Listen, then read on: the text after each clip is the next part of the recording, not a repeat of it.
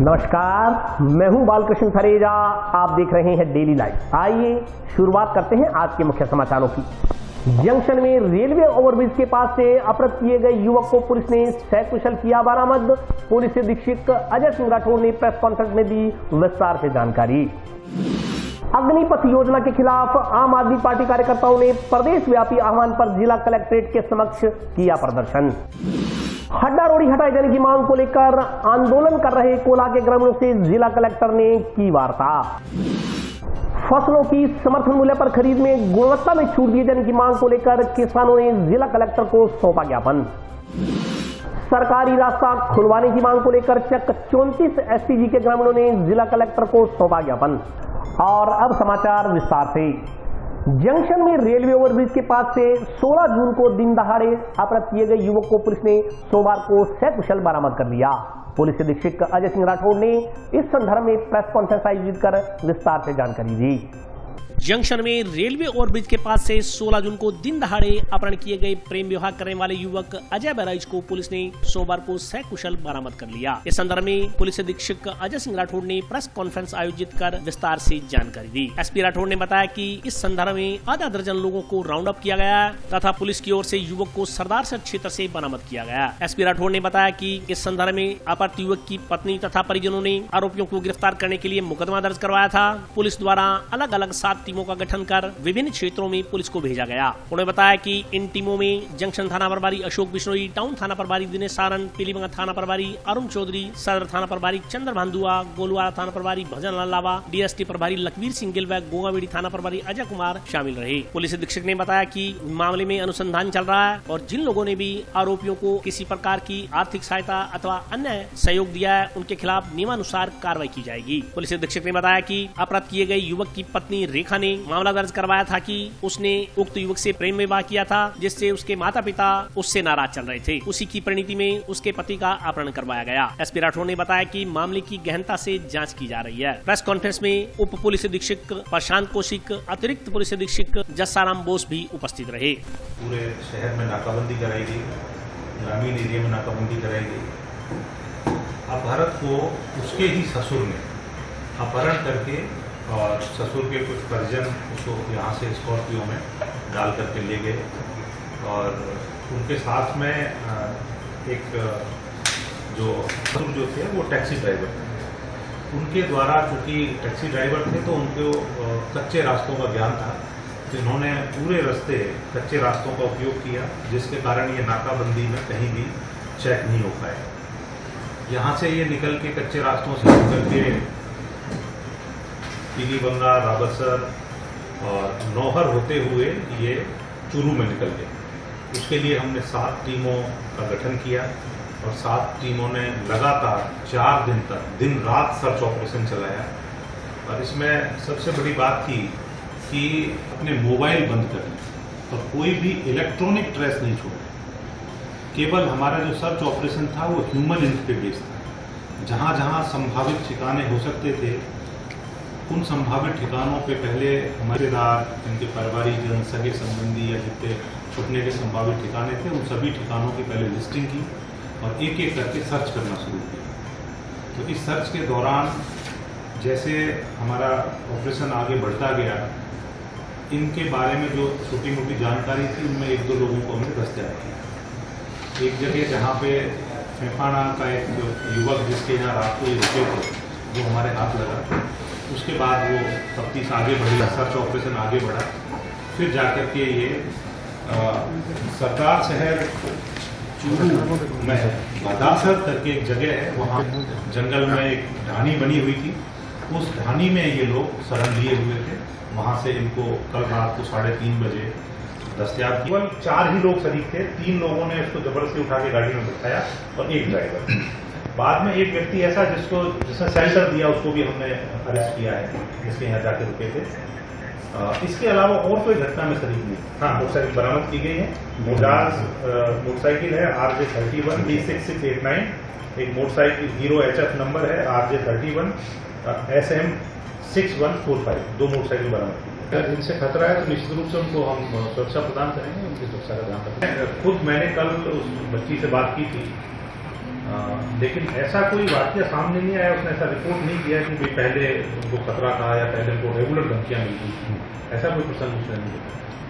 16 को Hanumangarh AU bank के सामने से अजय कुमार नाम के व्यक्ति को उसी के ससुराल वालों ने उसकी लव मैरिज से आहत होकर के उसको अपहरण कर लिया था, जिसके लिए लगातार 4 दिन तक हमारी 7 टीमें निरंतर रूप से प्रयास करती रही और कल रात को 3:30 बजे उसको सकुशल छुड़ा लिया गया है। 8 आरोपी जो इस पूरे प्रकरण से जुड़े हुए थे उनको दस्तयाब कर लिया गया है। जो वाहन इस घटनाक्रम में प्रयुक्त हुए उनको भी जब्त कर लिया गया है। अभी अनुसंधान जारी है।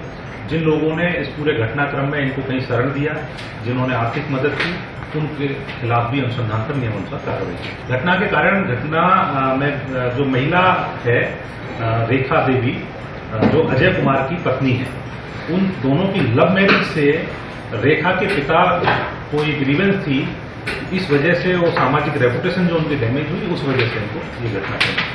केंद्र सरकार की ओर से लागू की गई अग्निपथ योजना के खिलाफ आम आदमी पार्टी कार्यकर्ताओं ने सोमवार को प्रदेशव्यापी आह्वान पर जिला कलेक्ट्रेट के समक्ष प्रदर्शन किया।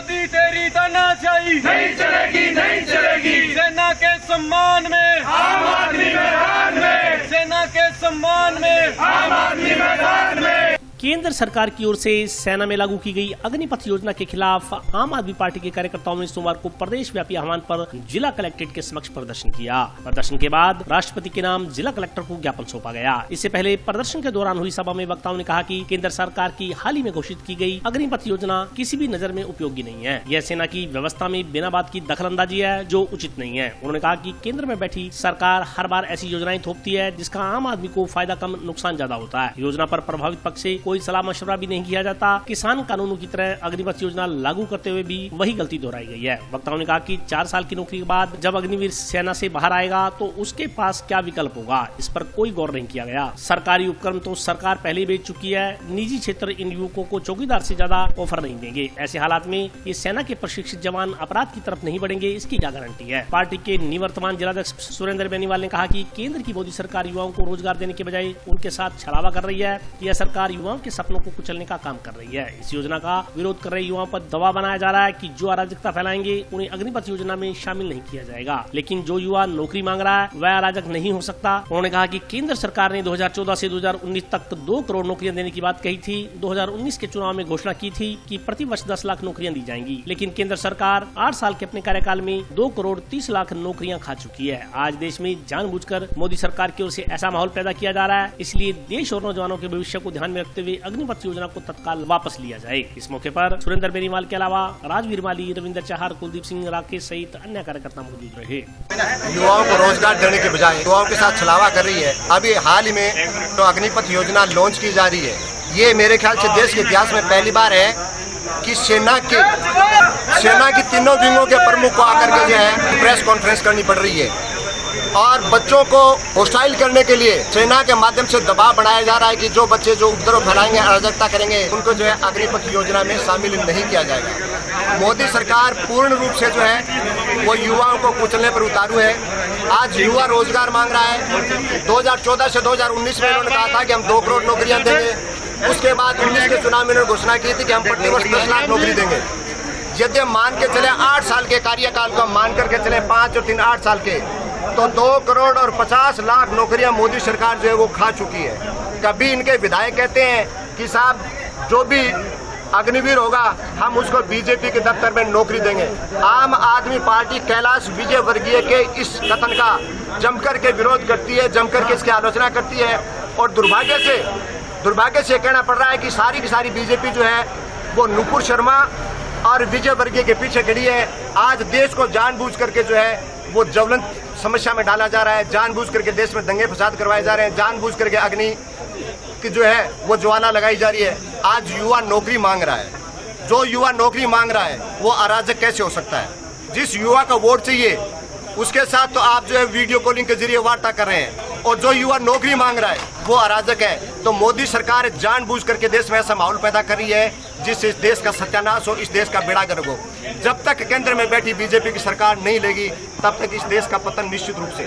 आम आदमी पार्टी द्वारा केंद्र सरकार द्वारा नवयुवकों के विरुद्ध जो अग्निपथ योजना जारी की गई है उसके विरोध में पूरे राष्ट्रव्यापी आंदोलन किया जा रहा है। उसके राष्ट्रव्यापी आंदोलन के तहत आज जिला हनुमानगढ़ द्वारा आम आदमी पार्टी अग्निपथ योजना का विरोध दर्ज करने के लिए हम सब एकत्रित हुए हैं।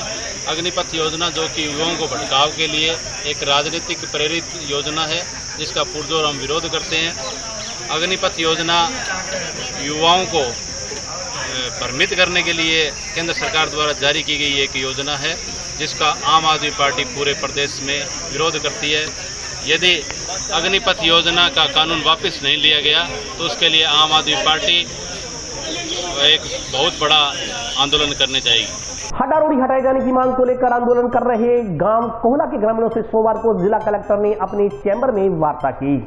गांव कोहला के पास हड्डा रोडी बनाने के लिए जगह आरक्षित करने के खिलाफ जारी ग्रामीणों के आंदोलन के बीच सोमवार को जिला कलेक्टर की ओर से ग्रामीणों को वार्ता के लिए आमंत्रित किया गया। इसके बाद हड्डा रोडी साधारणकरण संघर्ष समिति के बैनर तले ग्रामीणों के शिष्टमंडल की जिला कलेक्टर से वार्ता हुई। सकारात्मक माहौल में हुई वार्ता में हालांकि कोई नतीजा नहीं निकला, लेकिन जिला कलेक्टर की ओर से समिति सदस्यों को आश्वासन दिया गया कि सभी की सहमति से ऐसी जगह का चयन किया जाएगा जहाँ हड्डा रोडी बनाने को लेकर विवाद न हो। जिला कलेक्टर ने कहा कि 1 सप्ताह या 10 दिन बाद पुनः ग्रामीणों से वार्ता कर सहमति से इस समस्या का समाधान निकालने का प्रयास किया जाएगा। हड्डा रोडी हटाओ संघर्ष समिति सदस्यों ने बताया कि वार्ता का निमंत्रण मिलने पर समिति सदस्यों ने जिला कलेक्टर से मुलाकात की। इस समस्या के निराकरण के लिए प्रशासन की ओर से 1 सप्ताह का समय मांगा गया। उन्होंने बताया कि वार्ता में जिला कलेक्टर की ओर से सुझाव दिया गया कि हड्डा रोडी के चारों तरफ 15 फीट ऊंची दीवार का निर्माण करवा दिया जाएगा, साथ ही पौधारोपण किया जाएगा, लेकिन समिति सदस्यों ने इसे सिरे से खारिज कर दिया तथा कहा कि किसी भी कीमत पर हड्डा रोडी को गाँव कोला के पास नहीं बनने दिया जाएगा। ग्रामीणों ने कहा कि जब तक इस समस्या का समाधान नहीं होता तब तक आंदोलन को शांतिपूर्ण तरीके से जारी रखा जाएगा। साथ ही 22 जून को गांव कोला में धरना स्थल से जिला कलेक्ट्रेट तक ट्रैक्टर रैली निकालकर कलेक्ट्रेट का घेराव किया जाएगा। हम कोला हड्डा रोडी संघर्ष समिति के साथ श्रीमान जिला कलेक्टर साहब से मिले हैं और उनसे वार्ता की है भी जो ये अवैध रूप से हमारे जो स्थापित की गई है नगर परिषद की हड्डा रोडी उसको हटाया जाए। तो जो विभिन्न बिंदु है उन पर चर्चा हुई थी कलेक्टर साहब से, तो कलेक्टर साहब ने कहा है भी मैं इस पर चर्चा कर रहा हूँ। तो हमने कहा है कलेक्टर साहब से भी किसी कीमत पे जो लगभग 500-700 मीटर दूर जो बनाई हुई है हड्डा रोडी पश्चिम दिशा में उसको हटवाया जाए और आप कहीं पे इसको शिफ्ट करें। तो इन तमाम मुद्दों पे कलेक्टर साहब से वार्ता हुई है और हमने ये कहा है अभी हमारी जो अपील है वो माननीय एडीएम साहब के पेंडिंग चल रही है। तो उन बातों पे गौर करते हुए ये जो हमारी जो हड्डा रोडी है ये हर सूरत में वहाँ से हटवाई जाए। चना, गेहूं एवं अन्य फसलों की समर्थन मूल्य पर खरीद व गुणवत्ता में छूट देने की मांग को लेकर सोमवार को जिले के किसानों ने जिला कलेक्टर को ज्ञापन सौंपा। मूल्य के नाम पे ठगी ठोरी बंद करो, बंद करो, बंद करो। किसानों से धोखाधड़ी बंद करो, बंद करो, बंद करो। चना, गेहूं एवं अन्य फसलों की समर्थन मूल्य पर खरीद में गुणवत्ता में छूट देने एवं खरीद अवधि बढ़ाने की मांग को लेकर सोमवार को जिले के किसानों ने जिला कलेक्टर को ज्ञापन सौंपा। ज्ञापन में मांग की गई कि हनुमानगढ़ जिले में गेहूं, चना एवं अन्य फसलों का समर्थन मूल्य पर खरीद में गुणवत्ता में मरे हुए दाने जो अभी 6% हैं, इन्हें हरियाणा एवं पंजाब की तर्ज पर बढ़ाकर 18% किया जाए ताकि किसानों को कम से कम नुकसान हो। इसके अलावा अन्य कृषि जिन्सों की खरीद अवधि को 30 जून से बढ़ाकर 31 जुलाई तक किया जाना चाहिए ताकि किसानों को राहत मिले। इस मौके पर किसानों ने कहा कि चने की सरकारी खरीद शुरू न होने से किसान परेशान है। टोकन मिलने के बावजूद किसान एक माह से ट्रैक्टर किराए पर कर मजदूरों के साथ धान मंडी में बैठे हैं, लेकिन चने की खरीद फिर भी नहीं की जा रही। न तो सरकार किसानों की बात सुन रही है और न ही उनकी कोई बात प्रशासन सुन रहा है। उन्होंने कहा कि केंद्र सरकार बड़े बड़े दावे कर रही है कि न्यूनतम समर्थन मूल्य पर किसान की फसल की खरीद की जाएगी, लेकिन खरीद नहीं की जा रही। उन्होंने बताया कि इसके अलावा जिला कलेक्टर को अवगत करवाया गया कि चक 7 KH4 खाराखेड़ा तहसील टिब्बी में सरकारी नक्शे में जो खाला बना हुआ है उसके अनुसार निर्माण नहीं किया गया था। उसकी वजह से कई किसानों को परेशानी उठानी पड़ रही है। ज्ञापन देने वालों में जिला परिषद सदस्य मनीष गोदारा, सुरेंद्र सहारण, गौरव सहारण, अनिल जोरड़, रणवीर सिंह, बूटा सिंह, निरंजन सिंह, जगसीर सिंह सहित कई किसान मौजूद रहे। दिन निकलता है उसी के हर दिन एक किसान के लिए तो नई समस्या है, नई एक समस्या पैदा होती है। थी नहरों में पानी नहीं था, किसानों की फसलें बिजाई नहीं हुई। जब बारिश हुई अब फसलों की बिजाई होने लग गई तो जो फसल किसान की घर पे पड़ी है जब वो बाजार में लेके आता है। एक दिन पहले भी हम आए थे कि कलेक्टर महोदय को साथ लेके गए जिला कलेक्टर जी को धान मंडी में, वहाँ पे जाके जो फसल पड़ी है चाहे वो गेहूं की हो चाहे चने की चाहे सरसों की, वो उनको दिखाया मौका जाके। जो ये खरीद करने वाले हैं इन्होंने कभी भी किसान की बात नहीं सुनी। अब ये जार लगा रहे हैं, जार के नाम से कम 25% जो किसान का धान है 40% 25 और 40 के बीच में वो जार के अंदर निकल जाता है। तो जब राजस्थान में 6% कर रखा है और पंजाब और हरियाणा में 18% की हो रही है, तो यहाँ पे राजस्थान में भी उसी मापदंड के हिसाब से किया जाए जिससे किसान अपनी फसल बेच सके। किसान तो पहले ही मारा पड़ा है, क्योंकि जब डिग्गी की बात आती है, पक्की डिग्गियों की समस्या आती है, पक्के खाड़ों की समस्या आती है, तो बहुत सी समस्या है किसान को। पर एक ही मुद्दा है हमारे पास, तो हर बार ज्ञापन ज्ञापन ज्ञापन। समस्याओं का हल कब होता है वो देखते हैं। आज से 3 दिन पहले टिब्बी के अंदर लगभग 40 की संख्या में किसानों को टोकन दिया गया कि आपके चने की फसल की हम समर्थन मूल्य के ऊपर खरीद करेंगे। जब किसान 30-30 किलोमीटर दूर से आज 600 रुपए के अंदर आदमी नहीं मिलता है, किसान के पास समय नहीं है, फसल भी ढंग से नहीं हुई है, अपने ट्रैक्टर ट्राली 120 रुपया लीटर का डीजल जला करके, और किसान जब इस आस और उम्मीद से आया मेरी चने की फसल की खरीद सरकार करेगी, और आकर के जब उन्होंने पता चला कि हम 6% के नियम का हवाला देकर के जब बड़ा झाड़ लगाया, तो साहब ये मैंने मेरी दोनों आंख प्रत्यक्ष देखा है। ये बातें मैं कोई टेलीविजन की सुनी सुनाई बातें नहीं कह रहा हूँ। मैंने प्रत्यक्ष टिब्बी की धान मंडी में जाकर देखा कि किसान की आधी ट्राली को अवशेष के नाम पर, छोटे दाने के नाम पर, मरे हुए दाने के नाम पर निकाल करके और किसान को बोला तेरी आधी फसल तो लेंगे। अब साहब जिस किसान ने बच्चों की तरह 4-4 उंगली मिन करके किसान फसल को बड़ा किया, और घर के अंदर उसने क्या क्या सपने संजोए होंगे कि चना बेचकर घर बनाऊंगा, चना बेचकर बच्चों की शादियां करूंगा, चना बेचकर हमारे बेटे को महंगी डिग्री दिलवाने के लिए कोर्स करवाऊंगा। मगर इस सरकार की इस सौतेली नीति के कारण हमारे पड़ोसी राज्य हरियाणा और पंजाब के अंदर वही नियम 18% का है, वही केंद्र का कृषि मंत्री, वही केंद्र की सरकार, वही अधिकारी, वही खरीद एजेंसी, मगर साहब नियम के अंदर फर्क डाल दिया। हरियाणा पंजाब के अंदर 18% तक मरा हुआ छोटा दाना खरीद रहे हैं, मगर राजस्थान के अंदर मात्र 6% तक का ही मरा हुआ दाना खरीद रहे हैं। भाजपा नेता राजेंद्र सिंह राठौर ने रविवार को हनुमानगढ़ दौरे के दौरान मीडिया से बातचीत करते हुए राज्य सरकार पर संविधान का उल्लंघन करने का आरोप लगाया। विधानसभा में प्रतिपक्ष के उपनेता राजेंद्र सिंह राठौर ने टाउन में प्रेस वार्ता कर अग्निपथ योजना को बढ़िया योजना और युवाओं के भविष्य को बनाने वाली योजना बताया। टाउन स्थित उत्तम पैलेस आयोजित प्रेस कॉन्फ्रेंस में उन्होंने कहा कि राज्य की गहलोत सरकार ने कैबिनेट बैठक में योजना के खिलाफ प्रस्ताव पारित कर केंद्रीय सूची की अवहेलना कर संविधान का उल्लंघन किया। सीएम गहलोत के भाई पर सीबीआई जांच के मामले में उन्होंने कहा कि अगर वो सही हैं तो जांच होने में दिक्कत कहाँ है। उन्होंने कहा कि खुद उनके खिलाफ सीबीआई ने चार्जशीट पेश की थी, मगर उन्होंने जांच का सामना किया था। राज्यसभा चुनाव में क्रॉस वोट करने वाली भाजपा से निष्कासित विधायक शोभा रानी कुशवाहा के मामले में उन्होंने कहा कि उन्होंने पार्टी व्हिप का उल्लंघन किया। ऐसे में दल बदलू कानून के तहत उनकी सदस्यता समाप्त कराने के लिए प्रयास किए जाएंगे। शोभा रानी कुशवाहा पर कार्रवाई पर उन्होंने यह भी कहा कि भाजपा एक अनुशासित पार्टी है, तो शोभा रानी पर कार्रवाई हुई है, जबकि कांग्रेस तो क्रॉस वोट करने वालों अपने विधायक को नोटिस तक नहीं दे सकी। इसके अलावा उन्होंने राज्य में बिजली संकट पर भी गहलोत सरकार के मैनेजमेंट को दोषी ठहराया। उन्होंने कहा कि कांग्रेस पार्टी देश के संघीय ढांचे को छिन्न भिन्न करने पर तुली हुई है।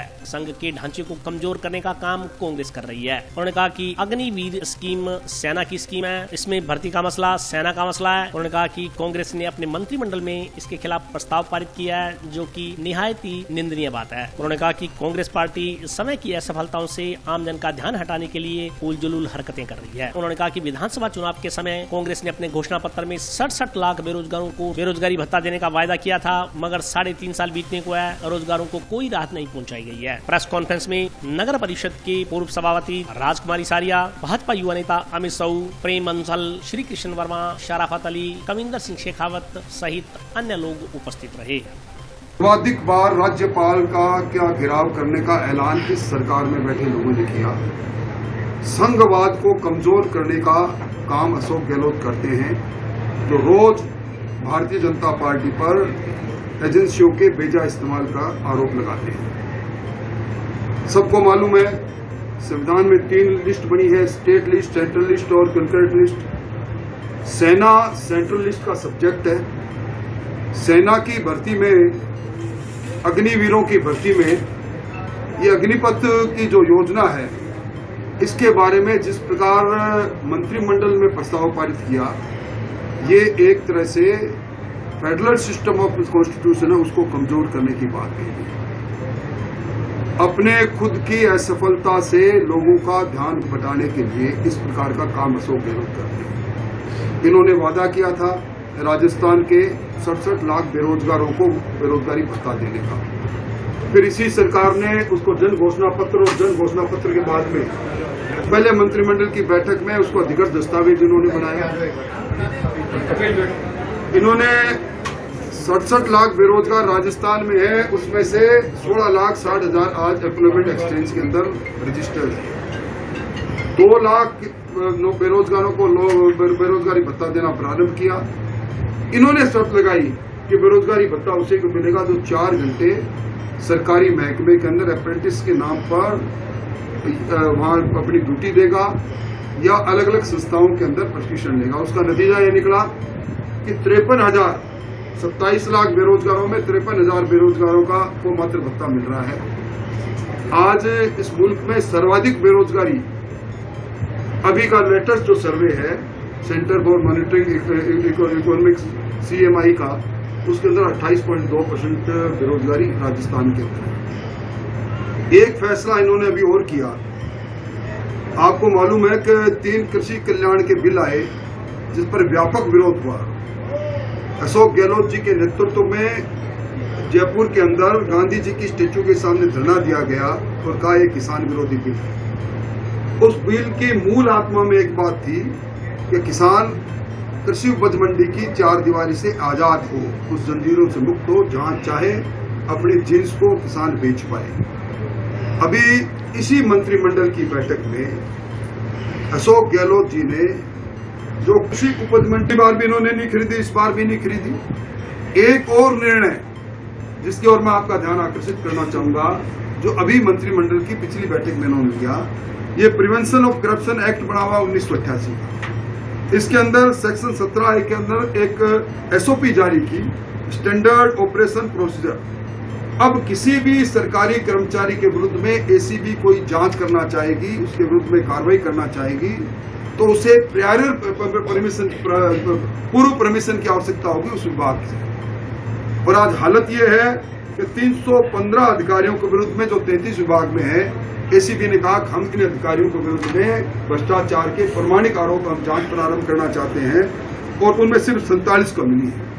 अभी आपने खंडेला में हंसराज मावलिया, एक अधिवक्ता, वो आरोप लगाता है वहां के SDM पर और SHO पर, और पत्र लिखकर अपने आत्मदाह करता है। इस प्रकार की हालत है।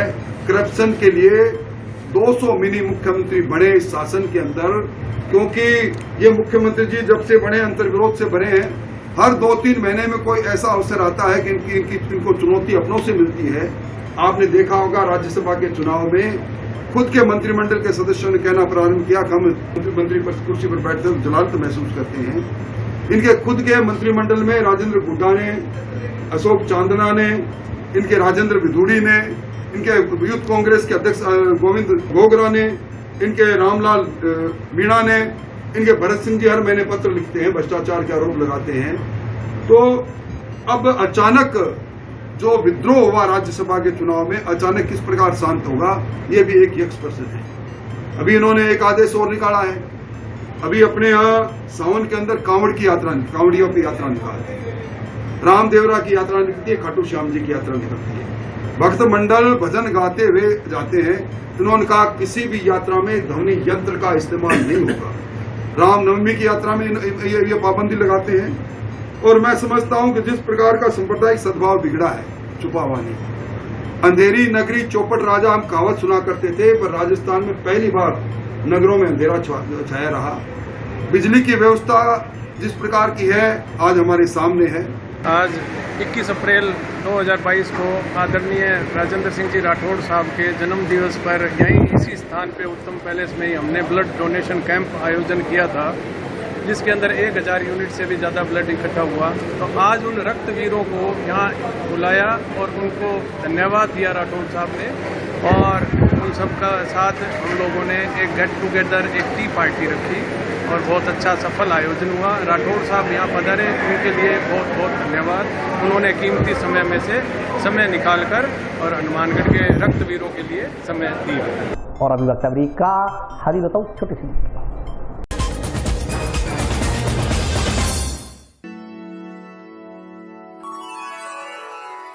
यूं तो कई बार मुझे हंसते देखा है, पर ये हंसी कुछ और है। ये गहना मुझ पर जचता है, पर ये महज एक गहना नहीं, ये रूपरेखा है मेरे मन की, हंसती खिलखिलाती लहरों की,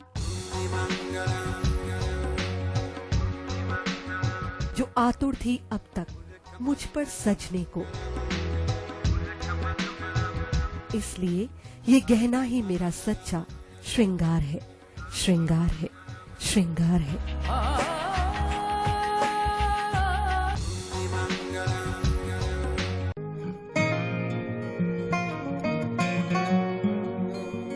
बेटा सतीश, देख बेटा, बिजली का बिल आया है। कोई छूट भी मिली है क्या? बजट में तो मुख्यमंत्री जी छूट देने के लिए बोल रहे थे। अरे हाँ माँ, इसमें तो 750 रुपए कम करके आए हैं। अरे वाह, धन्यवाद मुख्यमंत्री जी। सिर्फ आपको ही नहीं, प्रदेश में ये छूट किसी न किसी रूप में सभी को मिल रही है। 100 यूनिट तक बिजली उपभोग करने वाले उपभोक्ताओं को 50 यूनिट भुगतान तक की छूट, 150 यूनिट तक वाले उपभोक्ताओं को 3 रुपए प्रति यूनिट और 150 से 300 यूनिट तक उपभोग करने वाले उपभोक्ताओं को 2 रुपए प्रति यूनिट की छूट दी जा रही है। याद रहे, बिजली की बचत ही बिजली का उत्पादन है।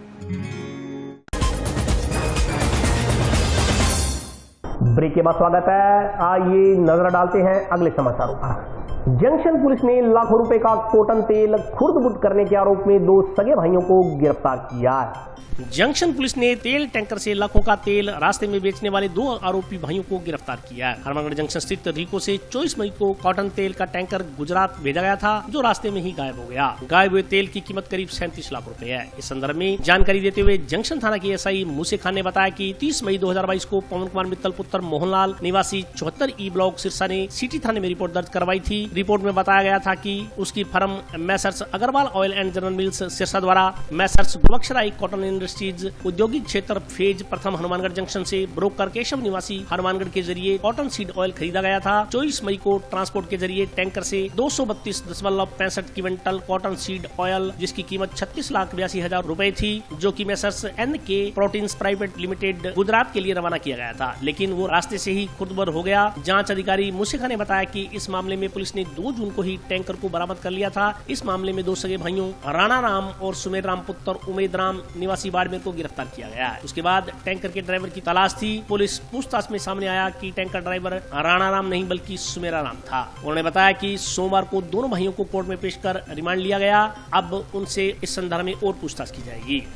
ये क्या है कि अपने पवन कुमार मित्तल मोहनलाल निवासी सिरसा, इसने जो माल खरीदा था अपन गुलबख्शराई कॉटन फैक्ट्री रिको से, इसके बाद इन्होंने माल को लोडिंग किया। जो ट्रक ड्राइवर है सलूपाराम 23.265 से लगभग यहाँ से रवाना होने के बाद इन्होंने किया कि जोधपुर से बड़ोदरा के लिए माल को 18 टन माल को लोड कर दिया। फिर बाद इनको ट्रक टैंकर खराब होने की वजह से टैंकर छोड़कर रवाना हो। उसके बाद इनको दस्तियाब कर तलाश की गई, दस्तियाब कर गया। कल बुजुर्ग जिक्र किया, आज माननीय न्यायालय में पेश किया गया, जिनका पीछे रिमांड हासिल किया गया। 24/6/2022 तक बरामदी की जाएगी। किसानों का कर्ज माफ करने एवं भूमि कुर्की नीलामी की कार्रवाई तुरंत बंद करने की मांग को लेकर अखिल भारतीय किसान सभा ने सोमवार को कलेक्ट्रेट के समक्ष प्रदर्शन किया।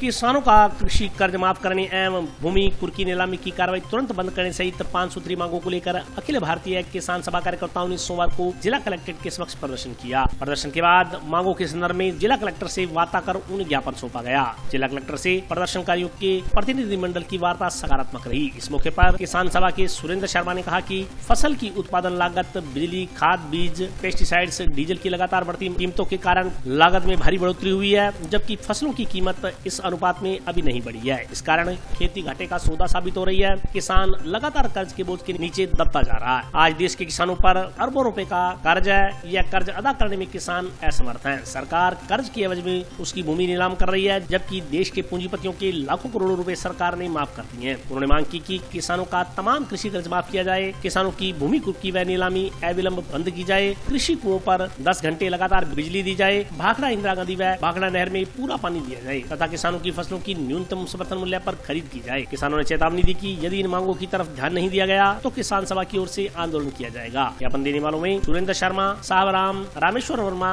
रमेश कुमार, जगसीर सिंह, महेंद्र सिंह, रिचपाल सिंह सहित अन्य कार्यकर्ता मौजूद रहे। आज 4 सूत्री मांग को लेकर अखिल भारतीय किसान सभा का एक दिन का धरना था, जिसके अंदर सबसे पहले था कुड़की जो निकाली थी, जमीनों की जो बकाया बैंक मांग रहा था पैसे, उसके लिए सबसे बड़ी अहम थी। उस पे हमारे बिंदु वाइज कलेक्टर साहब से चर्चा हुई। कलेक्टर साहब ने ये कहा कि देखो, हमने कहा जी भारतीय जनता पार्टी 10 साल से मजे ले रही है किसानों से वोट लेके, ये जो उद्योगपति है वो तो चंद लोग वोट देने वाले, हम किसान ज्यादा वोट देने वाले हैं। उन्होंने कहा था पहली मीटिंग में पहले कर्जा माफ, लेकिन नहीं किया। फिर पप्पू जी आए, उन्होंने कहा 1, 2, 4, 5, 10 कह गए, वो गिनती सिखा गए, वो उन्होंने नहीं किया। तो किसान कहाँ जाए? किसान उनके भरोसे ज्यादा कर्जा हो गया। जिसने 2 लाख लिए उसने सोचा सरकार माफ करेगी तो उसने 15 लाख हो गए। इसलिए हमने कहा, कलेक्टर साहब ने कहा देखो ये तो राज्य सरकार का या केंद्र का मामला है, मैं एक कर दूंगा कि आपका दिसंबर तक कोई कुड़की आदेश नहीं आएगा। फिर आपके गांव में कैंप बैठ के आपके कर्जे पर चर्चा करके जितना कम हो सकेगा बैंकों से आपके ब्याज कम करा के मैं प्रयत्न करूंगा, उसमें हो जाएगा। दूसरा था हमारा धान की बिजाई शुरू हो गई है, धान हो चुका है, बिजली चाहिए, तो ये 4 घंटे में भी ट्रिप दे रहे हैं। हमने कहा तो बिजली, उसमें तुरंत एक्शन लिया उन्होंने और ऐसी से बात की। उन्होंने कहा 8 घंटे या 7 घंटे बिजली उपलब्ध कराओ किसान को ताकि उनकी फसलें हो सके। एक थी MSP, हमारी लगातार लड़ाई चल रही, वो मांग में शामिल थी और वो हम लड़ते रहेंगे। उसके देश के अंदर सारी चीजें लड़ी है और लड़ते रहेंगे। और जहाँ तक कुड़की आदेश है, हम एक ही कह रहे हैं कि अगर कुड़की निकालेंगे इस क्षेत्र का किसान, पूरे जिले का किसान, पूरा राजस्थान का एक होकर लड़ाई लड़ेगा। आज हम यहाँ कलेक्टर साहब को ज्ञापन देने के लिए आए कि एक तो किसानों की SDM साहब ने कुड़की के नोटिस जारी कर रखे हैं और वो नोटिस जारी करते हैं, उधर सरकार जो घोषणा करती है 20 तारीख को, गहलोत साहब भी घोषणा कर देते हैं कि लघु और सीमांत का किसान की जमीन नीलाम नहीं होगी और कुड़की की फाइलें इन्होंने तैयार कर रखी है। इसलिए किसान सभा का ये कहना है कि किसानों की ज़मीन नीलाम न करते हुए किसानों का कर्जा माफ़ किया जाए और ट्यूबवेलों पे हमें 12 घंटे बिजली दी जाए, क्योंकि धान के बेल्ट में हमें धान लगाने में बड़ी दिक्कत होती है। अब 4 घंटे लाइट देते हैं, वो भी 3 बार काट लेते हैं, ये हालात हैं। इसलिए कलेक्टर साहब ने लाइट का तो हमें आश्वासन दिया है कि हम जल्दी से जल्दी धान राइस बेल्ट है उसमें लाइट दुरुस्त करवा देंगे और लगभग 8 घंटे के आसपास उन्होंने बिजली का कहा है हमें। कुड़की का इन्होंने ये कहा है कि 6 महीने तक तो हम नोटिस रोक देंगे, 6 महीने तक कुड़की नोटिस रोकने के लिए कहा है और सेटलमेंट में किसानों के साथ बात करने के लिए कहा है और सरकार को कर्जा माफ करने की डिमांड आगे भेजने के लिए कहा है। यही आश्वासन दिया है आगे। लेकिन हमारा ये कहना है कि अगर किसानों का कर्जा माफ नहीं होगा तो आने वाले समय में जो कांग्रेस BJP की सरकारें, जो नेता हमारे यहाँ गांव में वोट मांगने आएंगे, उसका किसान सभा विरोध करेगी। सरकारी रास्ता खुलवाने की मांग को लेकर पीलीभीत तहसील के चक 34 STG के ग्रामीणों ने सोमवार को जिला कलेक्टर को ज्ञापन सौंपा। गांव में सरकारी रास्ता खुलवाने की मांग को लेकर पीलीभीत तहसील के चक 34 STG के ग्रामीणों ने सोमवार को जिला कलेक्टर को ज्ञापन सौंपा। ग्रामीणों ने बताया कि चक 34 STG में स्वीकृत शुदा सरकारी रास्ता को कुछ लोगों की ओर से अतिक्रमण कर अवरुद्ध किया गया है। इस रास्ते पर अतिक्रमण होने से आमजन को भारी नुकसान हो रहा है, साथ ही रास्ते से निकलने में दिक्कतों का सामना करना पड़ रहा है। ग्रामीणों ने कहा कि यह रास्ता पुराना चकबंदी के साथ ही रिकॉर्ड में भी चालू है जो पहले खुला था। उन्होंने कहा कि अब चक में जाने का कोई अन्य रास्ता खुला नहीं है, बहसबाजी व लड़ाई झगड़े का माहौल बना हुआ है। ग्रामीणों ने जिला कलेक्टर को सौंपे ज्ञापन में मांग की कि चक में आने जाने वाले रास्ते से अतिक्रमण हटवाकर उन्हें राहत प्रदान की जाए। ज्ञापन देने वालों में हरमंदर कौर, सुखविंदर सिंह, मनीराम, मदन लाल, ओम प्रकाश, गुलजार सिंह, शेर सिंह, जसपाल सिंह, दिलावर सिंह, बूटा सिंह, बलविंदर सिंह, विनोद कुमार सहित अन्य ग्रामीण मौजूद रहे। 34 STG में जब किसानों को भूमि आवंटन हुई आज से 60 साल पहले, उस समय राजस्व रिकॉर्ड में मंजूर रास्ता था, वो काफ़ी सालों तक चला। बाद में वो बंद कर दिया गया और टेम्परेरी रास्ते से लोग निकलते थे, पगडंडी से रास्ते से निकलते थे। अभी क्या है, चारों तरफ से किसानों को निकलने के लिए कोई रास्ता नहीं है। वो रास्ता बंद करने वाला जो आदमी है वो जयपुर में निवास करता है, प्रभावशाली आदमी है, इसलिए अपनी धक्काशाही कर रहा है और उस इलाके के अंदर लोग सब्जी और भिंडी बेचते हैं। छोटे छोटे काश्तकार हैं, गरीब काश्तकार, जिनको घर से निकलना मुश्किल हो गया है, बच्चों का स्कूल जाना भी मुश्किल हो गया है। न मोटरसाइकिल निकल सकता, न पैदल निकल सकता, न कोई दूसरा रास्ता है। इसलिए हम कलेक्टर साहब से निवेदन करने के लिए आए हैं कि इस रास्ते को तुरंत प्रभाव से खोलें। ग्राम पंचायत गैराज टीवी गांव 34 STG का रास्ता है, ये मौजूदा बंद कर रखा है। ये पुराना रास्ता है, चालू रास्ता नहीं है। ये इन्होंने बंद कर रखा है क्योंकि जो नजायज था रास्ता वो दूसरे काश्तकार ने बंद कर दिया है। और ये 34 STG का जो रास्ता है, अब उनके लिए कोई भी रास्ता, किसी प्रकार का कोई रास्ता नहीं है। वो पहले उसका कारण यही है कि जो रास्ता था उसमें जो दोनों मुरबे थे वो विजयपाल जी के थे। विजयपाल जी ने वो पोटलिया जी को, तहसीलदार जी हैं पोटल जी, उनको बेच दिया, उसकी रजिस्ट्री करवा दी वो रास्ते के अंदर ही। और वो जो कर उन्होंने कहा कि ये रास्ता चल रहा है, जो मैं इसको पोटलिया जी ने बोला कि ये, उन्होंने कहा कि रास्ता जो है मेरे मुरबे के अंदर है, मैं ये रास्ता दूंगा, ये रास्ता है वहीं पर दूंगा। अब वो रास्ता उन्होंने बंद कर रखा है। जब गांव वालों ने मांगा रास्ता, पोटलिया जी ने बंद करना ही था उसको, उसने अपने रजिस्ट्री करवा ली। तो इस वजह से उन्होंने मतलब रास्ता बंद कर दिया। अब उन्होंने कहा कि नहीं देंगे, कलेक्टर साहब के पास हमारी मांग है उस रास्ते को जल्दी से जल्दी चालू करवाएं। जंक्शन पुलिस ने साझा पीरखाना से चोरी करने के आरोप में एक व्यक्ति को गिरफ्तार किया है। जंक्शन स्थित साझा पीरखाना में चोरी की वारदात को अंजाम देने वाले एक व्यक्ति को जंक्शन पुलिस ने दबोच लिया है। इस संदर्भ में जानकारी देते हुए जंक्शन थाना के ASI रोहताश कुमार ने बताया कि पीरखाना में चोरी की घटना को लेकर प्रिंस कुमार नामक व्यक्ति ने जंक्शन थाना में मामला दर्ज करवाया था। इस पर पुलिस ने अनुसंधान करते हुए आरोपी मोहित उर्फ सेठी नामक व्यक्ति को चोरी करने के आरोप में गिरफ्तार किया है। उन्होंने बताया कि आरोपी से वहां से चोरी किया गया ई-रिक्शा चार्जर बरामद किया गया, जबकि पैसे की बरामदी फिलहाल नहीं हो सकी है। ये प्रिंस ने 16 छः को मुकदमा कराया था कि हमारी दरगाह में चोरी हो गई। इसका मुकदमा दर्ज करके तफ्तीश शुरू की, तो जिसमें मोहित उर्फ सेठी आरोपी बनाया। तफ्तीश से मुलजिम पाए जाने पर उसको गिरफ्तार किया गया। गिरफ्तार कर उसको पेश न्यायालय किया गया और चोरी किया हुआ एक चार्जर ई-रिक्शा चार्जर बरामद किया गया। पैसे की नींव बरामद की गई। और आज के लिए बस इतना ही। कल फिर हाजिर होता हूँ नए समाचारों के साथ। तब तक के लिए नमस्कार।